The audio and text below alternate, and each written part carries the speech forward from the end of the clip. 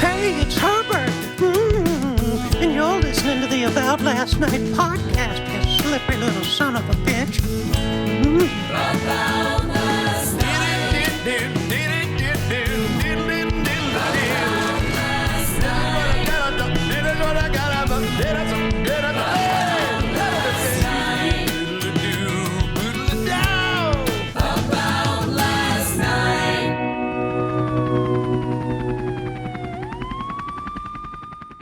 Welcome back. Welcome back to the show. Welcome back. Welcome back to the show. Welcome back. Welcome back to the show. Welcome back. Welcome back to the show. Guys, I want to take this moment to announce that I'm quitting comedy and becoming a rapper. I can't say it with a straight face. Can you imagine? No, you can't. Let me finish. Can you imagine Al Pacino having a kid at 82? Hooah! Dude, my stepdad, no, Pacino's 85. My stepdad's 82. I can't imagine him coming inside I just did, but I can't imagine him being a father now. That's crazy. That's crazy. Good on you. My wife and I are trying to have kids. I'll send you the link. You have to practice. You have to really schedule it out. I mean, look, hopefully you're banging in between the days of ovulation. But there are specific days and times. 3:30 on a Sunday morning, a.m. Boom! You better be fucking. Otherwise, your chances significantly decrease. I don't know who came up with this. But this is how it works, and you got to adhere to the schedule. So she makes notes. Babe, these 4 days, high fertility. We're doing anal. She didn't say that. But what if she was like, this is how you make a baby? And I go, we're getting a divorce. But I hope our baby, I hope it happens. I think I'm ready. I think I'm ready to be a dad. Actually, I'm not, but I am. We have a house. I think that's a big deal. I'm really good with kids. I've always been good with kids. So I think the transition will be, my sister's always told me, because I've been obsessed with my nieces since they were born. Shout out. And my nephew, shout out. Obsessed with all of them. They're the coolest people in the world. And they're just adorable, and I love them. And I love them like they're my own kids. My sister always says, you think you love them and they're not even your kids. Wait till they've come out of your balls. She didn't say that, but she insinuated that by saying, wait till they're yours. So, and I'm just excited. My wife said something that really made me cry the other day. She was like, she had an interesting childhood. They lived far out in the boonies in Arizona. Couldn't really go to friends' houses a lot. Strict, parents growing up, and didn't have birthday parties. Didn't go to just didn't trick or treat. So, didn't fucking go to the doctor or the dentist. I'm not putting my in-laws on blast, but we all grow up differently. I grew up with one parent, so tomato, Ray Romano. But she's excited to experience these things with a kid of her own, and that got me really choked up, caught me off guard. She's like, I want to go take them to parties and do sleepovers and trick-or-treat. And I was like, me too. We'll dress up like oranges. We'll be the family of oranges. But it's a lot of attentiveness to the Bangarang schedule. The Bangarang schedule. That's probably what the Lost Boys and Hook called their daily agenda, right? The Bangarang schedule. All right, there's a significant portion of you are turning this off. But we are excited. I want to have a cute kid. I know everyone's like, I want a healthy baby. Nope, that's secondary for me. Cute kid, number one. Because, say it with me, we all know, that's not a given. I have a friend. His child has looked 46 until it was 5. His wife, the mom, says, and I quote, ever since Jacob came out, I felt a connection. I felt there's just something familiar about his face, like I've seen him before, like I know this person. I was like, yeah, I get that too. Probably because he helped open a checking account for me at Wells Fargo 6 days ago. He's an old man baby. Now, look, has this kid blossomed into a decent-looking child? Yes. Is it weird to assess the looks of a kid? Yes. But babies, it's not a given to be cute. Some babies, you see them and you go, did you miss your exit? Did you go out the back when I said go out the front? It's like the baby that opened the door to the room. Like, you know, sometimes you stay in a hotel and there's a connected room and the door's locked. It's like the baby went down that hallway. It's like, dude, the butt's exit only. But you found a loophole, didn't you? And that loophole is called the butthole. And now, I don't want to make faces at you. I don't want to do peekaboo at you because I won't be able to sleep. I did peekaboo to a friend of mine's kid. Peekaboo's a go-to. If you can't do peekaboo, what are you doing? Don't be too good for it. Don't think that you're better than peekaboo. Peekaboo should be an immediate game changer for a child. I do peekaboo. This kid's too. Stares at me like this. Like judging me. Not just disinterested. Like, I wish, it was almost like he was smoking a cigarette, and if he could talk, would have gone, peekaboo, huh? Get the fuck out of here. Peekaboo! Fuck you, dude. I've seen Die Hard 1 through 5. Put the soup on the counter. So, we'll see what happens. Wish us luck. Thoughts and prayers. And maybe next time I talk to you, we'll have a Adam Dikembe Jr. Ray. That is not going to be the name, but it might be. You know. My mom once said we got in a fight about whether it's pronounced Fanta or Fanta. She goes, it's Fanta. I go, no, it's Fanta, Mom. She goes, it's Fanta. I go, Mom, the commercial is don't you wanta Fanta, not don't you wanta Fanta. It's not Santa. Anyway, so we got this big fight, and then she just goes, fine, what do I know? You're right, I'm wrong. What do I know? You just came out of me. Which is a very, like, that's a mic drop Mortal Kombat finishing move. You know, childbirth. Only works for moms. Dads can't do that. Oh, yeah, what do I know, son? You just came out of me, went into your mom, came out of your mom, I think. I don't know. Maybe, I don't know how babies work. You might have slipped out the back like your friend's Baby Jacob. Baby Jacob, great band name. Great band name. Baby Jacob, Midget Distraction. I was thinking about this on the drive over. Black and White. I know it's a Michael Jackson song. Ooh, the Michael Jackson movie's coming out. What do we think? Is it going to be one of those things where we go see it and go, I don't think he did it. Look at him. No time to sniff a kid's cock. He had to learn how to moonwalk. But he did it. But I'm still excited to see the film because it's like Mike's nephew that's playing him. It looks good, dude. Man, I still listen to Mike. If the music comes on, I can separate. R. Kelly, I'm constantly thinking of like, I can't separate. Mike, the music comes on, and I'm almost transfixed, where I forget about all the allegations and the accusations and the, everything.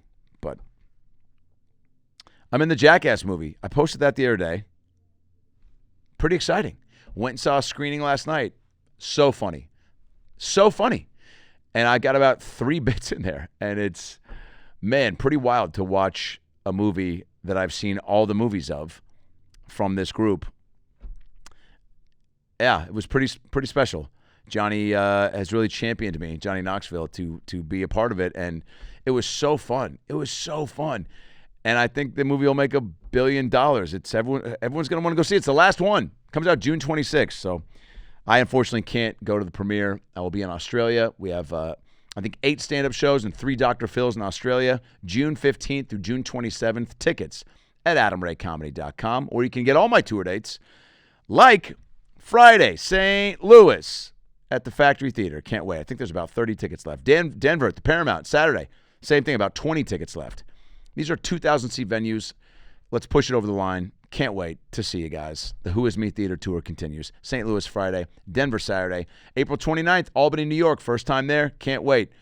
April 30th, Peekskill, New York. Never been there. Can't wait.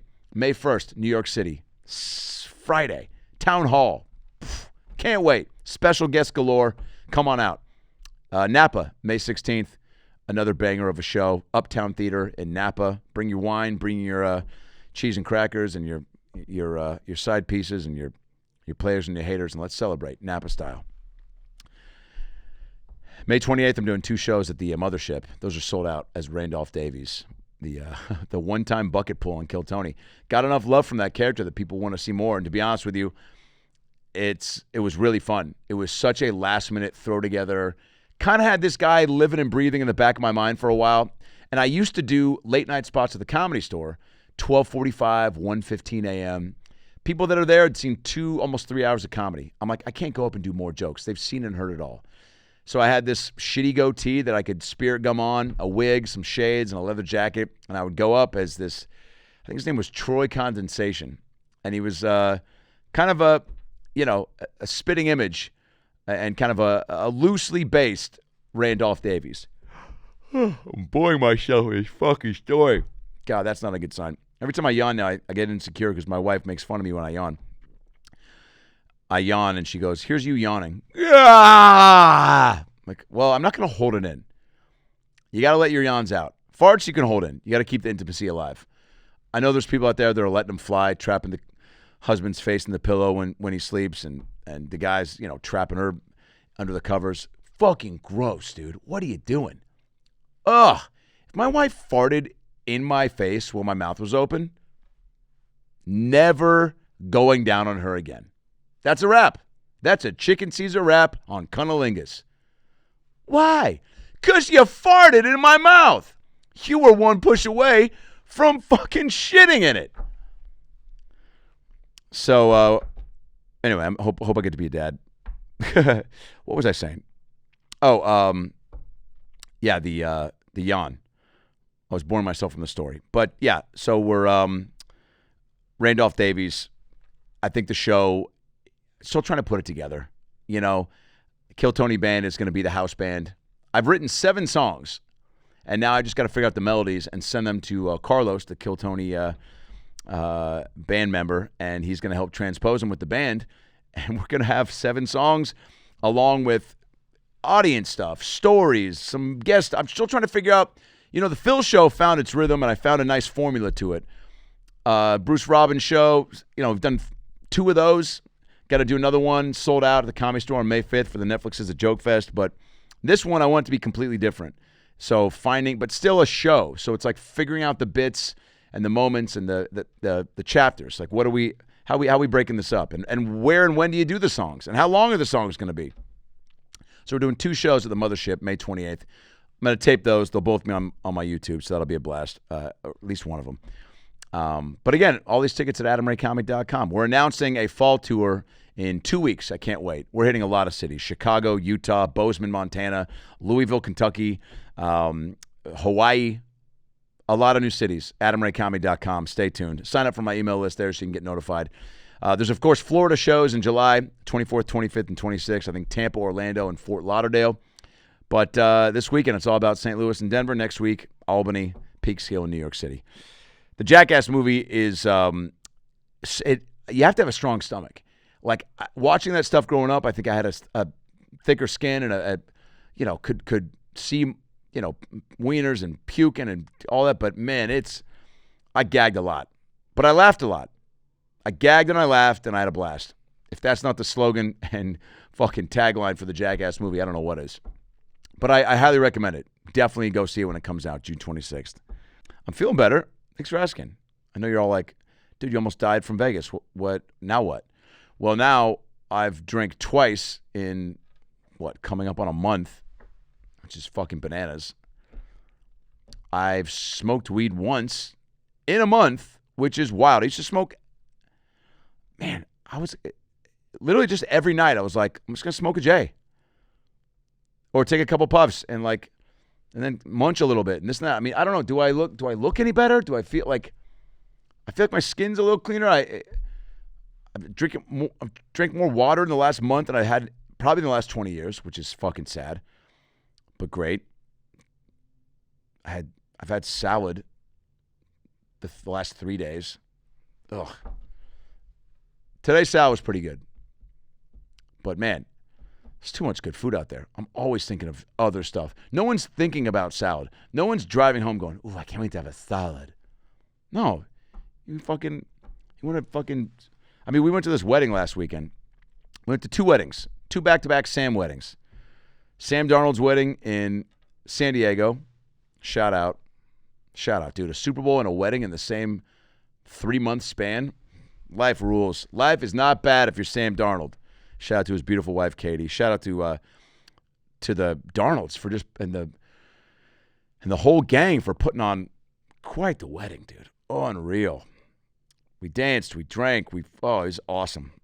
I was at a table with Christian McCaffrey, his beautiful wife, Luke Kuechly, Hall of Fame linebacker for the Panthers, ex-Panther center, I can't remember his name, I think it's Josh. Josh Allen was there, Christian Kirk, Drew Lock, and Gray Zabel from the Seahawks. It's awesome. But just a lot of laughs, a lot of drinks, a lot of love in the air. Good for Sam. Sweet guy. Great guy. I've known Sam now for almost 8 years. Great guy, dude. Hopefully we run it back. Back-to-back Super Bowls would be pretty fucking cool. It's tough to get there, but we got a good squad. And then we went to Amanda's friend Sam at McKenna's wedding, and now friends of mine. But, of course, there's always one person that knows the couple or somebody better. That's why you're there. And a blast. AZ, a blast, dude. Weather was great. Had a karaoke party on the second night. Welcome party. And then another party on Friday that was like speeches and pinballing and axe throwing and fucking bowling and karaoke. Awesome. Then we went and did karaoke after the wedding. They rented out this room at this hotel, and we did karaoke till like 4 a.m. I did Ironic by Alanis, classic. Bohemian Rhapsody, kind of brought the house down. Really brought the room together, too. I was running around, putting the mic in front of people's faces. One of the grandmas wanted no part of it. I got to read the room better, but I was like, this will be great. Grandma will crush it. Dude, I thought she was going to fucking Will Smith me, but no, if she would have come at me, I would have taken care of her pretty quick because she's old. But she didn't. She just kind of smiled and backed away. No. It would have been great if she grabbed the mic and was like, Mamma Mia, Mamma Mia. Because everybody knows the words to Bohemian Rhapsody. Even if you don't, you do. Even if you don't, you do. You do. I know you don't think you do, but you do. Just got to hear the melody, harken back to that scene in Wayne's World. There were some people that sing a little too well, but you want that in karaoke. You want a few people that are belting it out, trying to get a record contract. And we had a handful of those. It's wild when you see someone nail karaoke, where you're like, what the fuck are you doing here? Go be a singer. But it's not that easy. Not that easy, toots. Can you imagine? I don't know what's harder, actually.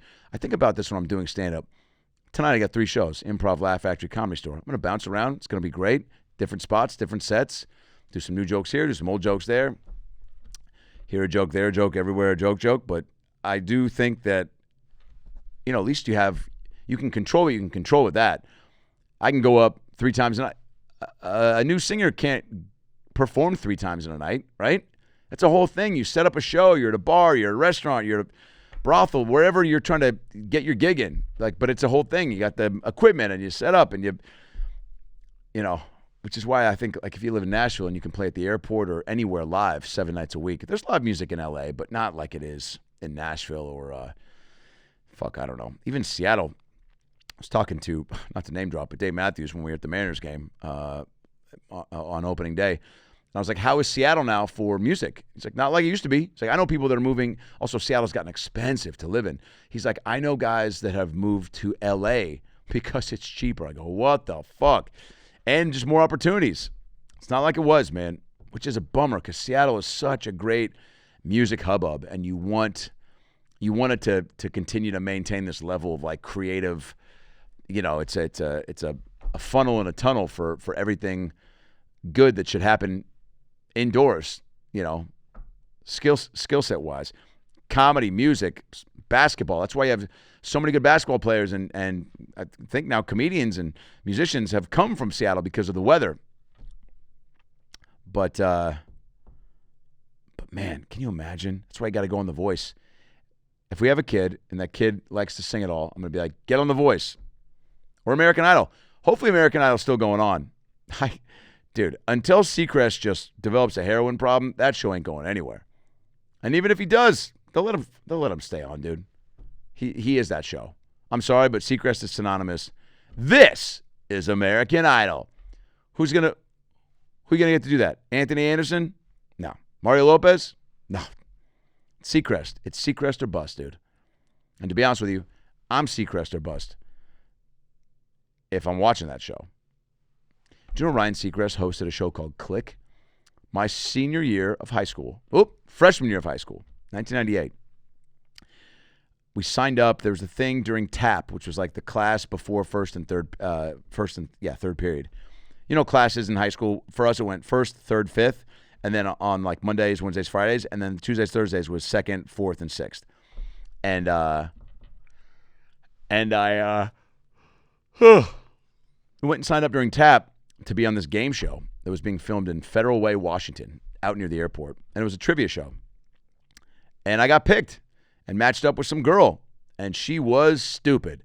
And she didn't answer anything right. I'll never forget that. Shout out. I don't know where you are, but you were sweet. But we had a chance to win like 10 grand, a trip to Hawaii, and a laptop. And we didn't win shit. But Seacrest was the host. I remember walking in. He had blonde tips. Maybe we can find a picture and put it up. Seacrest, yeah. And then he had some young sidekick. I think they had like hookup energy. They were real sweet. And I remember Seacrest crushing it.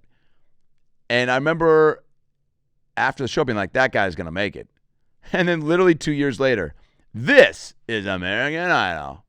He actually did American Idol with a guy named Brian Dunkelman. A lot of people don't remember this. Brian Dunkelman is a comedian and did American Idol with Seacrest. And then, no joke, after the first season, his reps or him, I'm not sure how the story goes, this is worth a goog, said, dude, you're not a host, you're a comic, and this show is like not going to be anything. Even though it was on fucking Fox. And it was a singing talent competition. So it was Seacrest and Dunkelman. It was like these two guys, they wanted one host and one kind of comic. He leaves after the first season, and it goes on to be a juggernaut, dude. I think we're looking at season 49. There's as many Super Bowls as there have been American Idol seasons. And Dunkelman, where is he? Where the fuck is he, dude? You hope Seacrest has, like, broken him off something. Because, like, they had something that first year, but they kept Seacrest. They didn't add anybody else, and boom. And Seacrest went on to produce the Kardashians and host a radio show and do Live with Regis and Kelly, and then now he hosts Wheel of Fortune. There's an argument to be made that Ryan Seacrest is the richest man on the planet. I know everyone's like, what about Bezos? What about Bezos? What about him? What about Seacrest? Show me those stats. I want to see those stats. Who's got more money? Seacrest, Bezos, or Mark Cuban? Three of the richest, whitest dudes of all time. Hold up. Don't forget about me, sweetheart. Sweetheart, baby. Hello, it's me. We won the war. We did it. We beat everybody. Diet Coke can kill cancer. I don't know if you've seen that, but I said that. I said it. I did. I am Dr. Jesus. Diet Coke can kill cancer. Trump said Diet Coke, since you can pour Diet Coke on grass and it kills grass, that it must have the same chemicals that can kill cancer. Well, they give me a whole bucket of it. Come on. Oh, just pour Diet Coke on my cock. What a wild time we live in right now. Every day, something new. There's no shortage of tea, as the kiddos say. Alex Earl and Alex Cooper are beefing. Hey, who gives a shit? But a lot of people do. It's popping up in my algo. Here's the problem with like the phone, TikTok, Facebook, whatever, IG. They listen to one thing you say, boom, 9 videos about it. You could literally say like, yeah, dude, I've never been to Brazil. Boom, you want to see Celine Dion in Brazil? No. Well, actually, bad example, yes. You know, babe, we should get new cups. Boop. Do you know what happened to the girls from Two Girls, One Cup? What? So I'm not mad about it because there are times when, like, I'll be talking about an old NBA game and boom, highlights will pop up. I love that. Take me down memory lane. But more often than not, it's stuff I don't want to see, you know? It's like, you know, you're watching, you know, The Pit with Noah Wiley. Somebody on the show goes, someone call 911. Then TikTok's like, you want to see a second angle of the first plane hit the World Trade Center? And you're like, I do not. Hey, TikTok, I do not.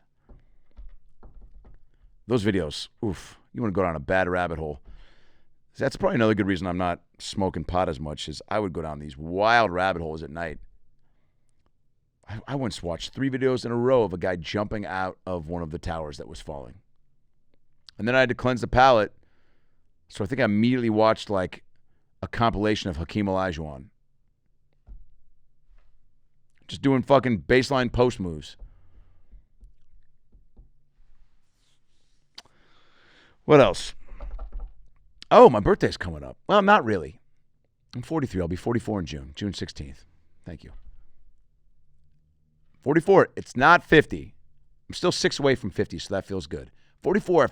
I'm in the sweet pocket where I still should be active. I shouldn't be hurting. I should be doing stuff. I should probably be playing a little bit more basketball.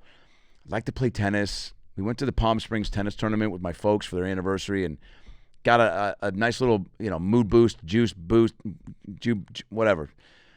But I got fired up to play some tennis. But I do wake up with a little bit more stiffness than I would like. So I know I need to do yoga. Shut up.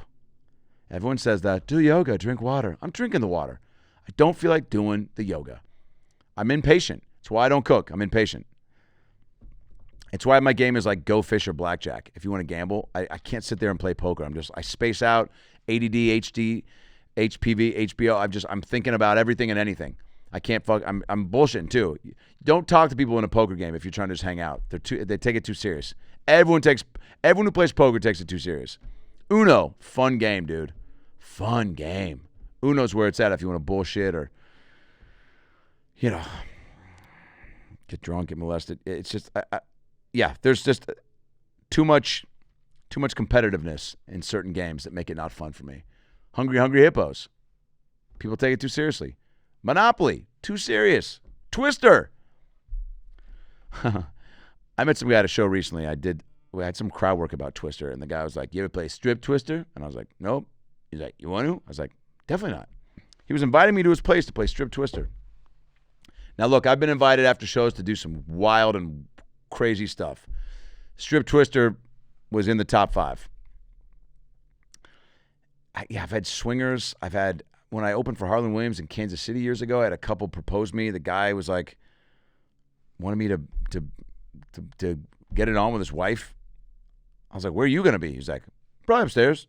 I'm like, yeah. I mean, can you imagine? Like, that was the time, though, to live it up and make those stories a reality. But I'm glad I didn't, because no guy means that unless they're a true psycho. I mean, Tiger Woods, I guess, used to have guys watch. No, Diddy would, yeah. Well, Tiger, though, I think would whack it in the corner while the girls dance to Susu Studio or something. But Diddy wanted to watch the girl get railed. Wild, dude. I hope I never get to that point. But marriage, life, it's long. You got to keep things fresh. Toys is what I always hear from the crowds. Toys, communication. One guy said the other night at the Improv, keep things like date night. Keep date nights alive. But there is going to come a time when you're just like looking at each other and you're going to be like, you want to watch me fuck somebody? Just to feel something. Anyway, come see me on the road, AdamRayComedy.com. Tour dates, again, all over the place. St. Louis and Denver, I'll see you this weekend. Albany and Peekskill in New York City, I'll see you the 29th, 30th, and 1st. Napa, May 16th. Austin, May 28th. Eugene, Oregon, Olsen Run Comedy Club. Can't say enough good things about them. I'll be there. I think all those shows are sold out. We added a Thursday late show. That is June 4th through the 6th in Eugene, Oregon. And then Australia, the 15th through the 27th of June. New Zealand right after that. AdamRayComedy.com for tickets. All those tickets, AdamRayComedy.com. Jackass movie out in June. I've been working on something very special that I'm so excited for. And I can't say what it is or where it is. You might have seen me post a few pictures or videos alluding to something. But I can announce it, I think, around June. And it's going to come out in June. And I'm so excited. So stay tuned. Be good to yourself. Enjoy the weekend. And I'll see you in the movies. Bye, guys.